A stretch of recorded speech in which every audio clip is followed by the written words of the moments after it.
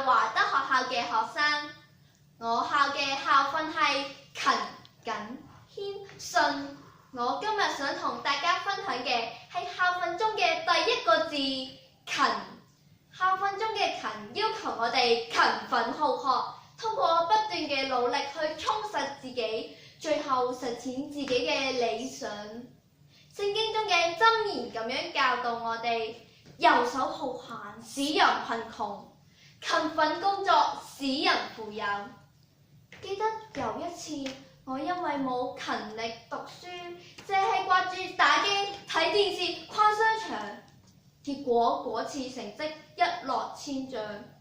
我向來都係考前3名嘅，嗰一次就考咗20名啊！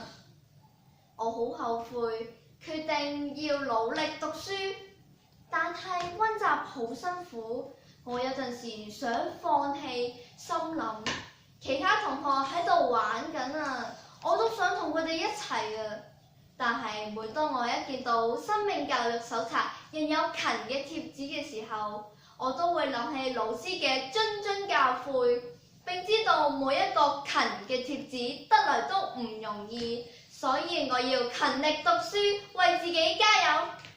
我下定決心改過之後，攞到好成績，仲攞咗第1名，我好開心，亦都明白到一分耕耘一分收穫呢個道理。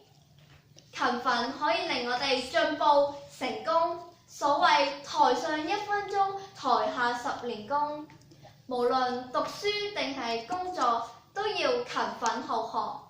我會永遠記住校訓中嘅勤呢個字。多謝。